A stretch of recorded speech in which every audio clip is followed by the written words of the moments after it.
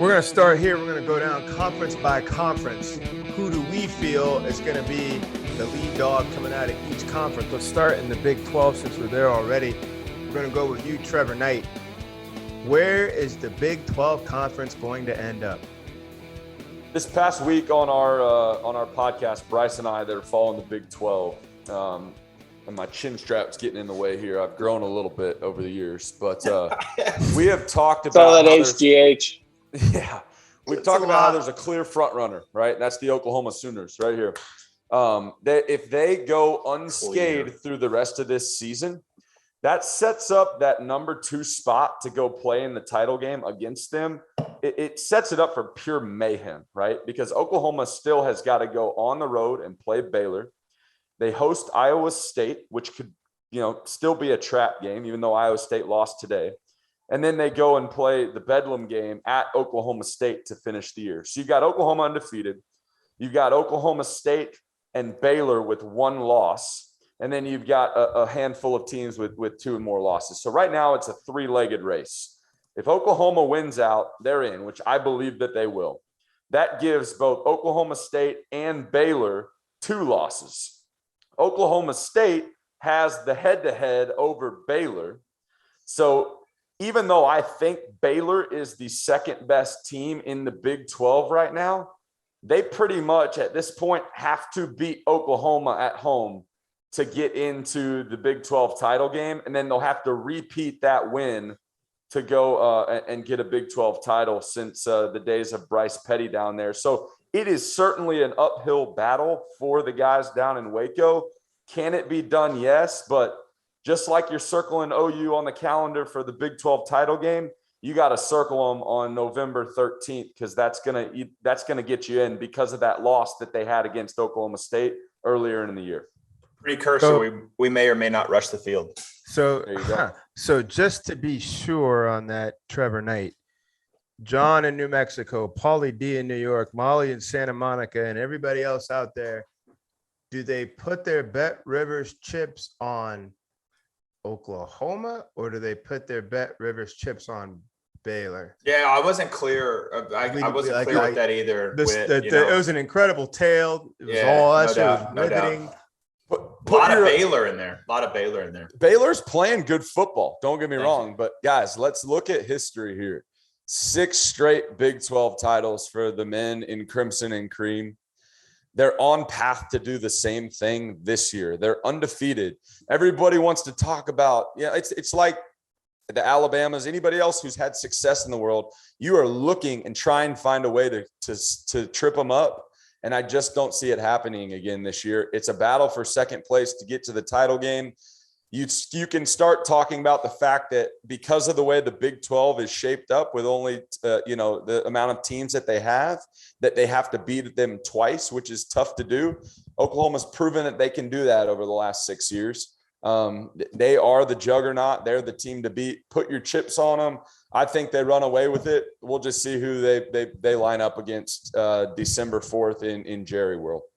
Well, yeah, Jerry World's a real deal, but there's a crew in Lawrence, Kansas, who wasn't that far off from taking this whole thing down. I mean, I would buy the book. Don't get me wrong. And a crew in I would buy the Nebraska, book. I would buy the book. He just pinned it up. Sign it for me, Trevor. But I'm just saying, I know a crew, a biker crew, like a 12-speed crew, not a this type of crew. There's some 12-speed guys in Lawrence, Kansas, who almost pretty much smashed all that.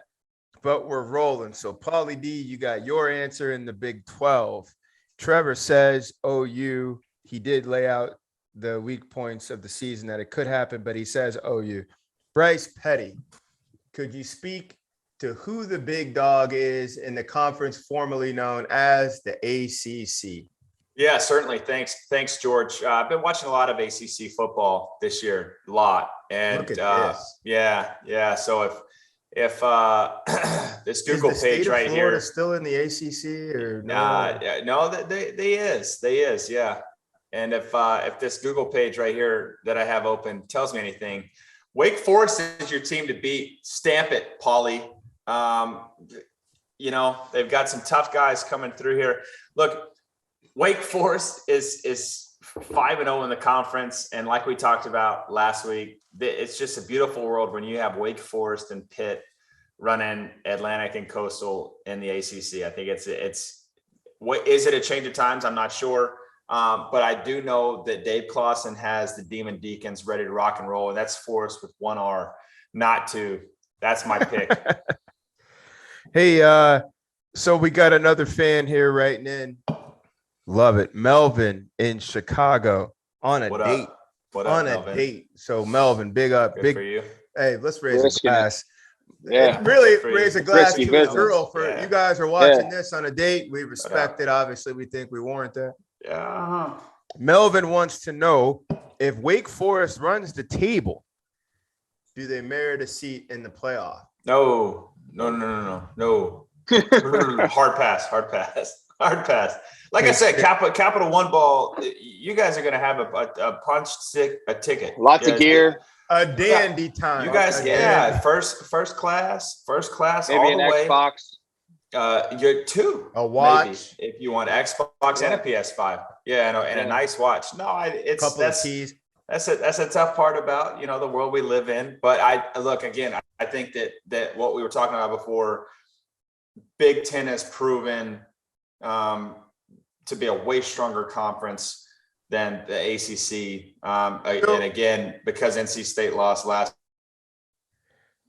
Well, let me just ask you this question because Melvin makes a point. Another ranked team, you're talking about a conference that's won 2 national championships in the last 4 years. Yeah.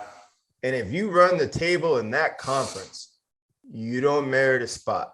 Are we in agreement there? Hack, you say. Trevor, you say. No, I mean, because it's had to go through Clemson, South Carolina. And ultimately what has happened is they've bullied everybody in the ACC for the last 4 or 5 years, and they got their seat. There's no one dominating the ACC right now. That's just, to me, that's what it's been. I mean, what was the ACC championship game last year or 2 years ago? They played Virginia. I mean, it was freaking 55-7 or something like that. Right.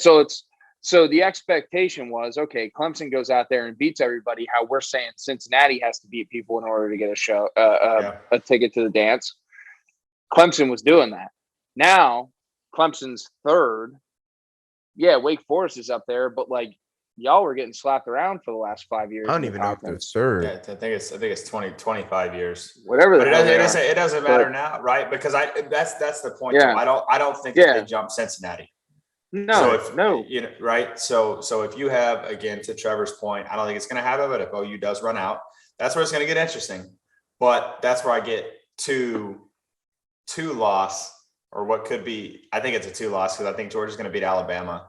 I still think Alabama and a 2-loss Big Ten team is in there before an undefeated Wake Forest team. It is interesting that, in years past, the way that we've talked about the college football playoff shaping up, it's just so much different this year. We're looking at 2 Power 5 conferences in the Big 12 and in the ACC that are most likely going to have an undefeated champion come out of there, which in years past is absolute shoo-in. No questions asked. It's a Power 5 undefeated team. They're going. And we're looking at a Wake Forest that could potentially do that, and we're not even giving them a shot.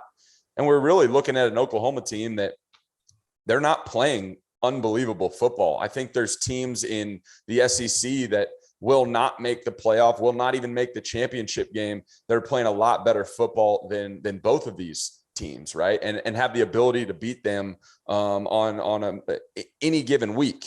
So it is interesting how we're talking about, in years past, if you're in a Power 5 and you're undefeated, you're in. Now we're talking about, okay, Cincinnati has a chance this year. Maybe this is the first time an undefeated, group of 5 gets in, and we're going to leave out 2 conference champion Power 5 teams from the playoff. It's crazy. I wouldn't want to be, I've said it before, I would not want to be at that board table because it's going to be a tough decision.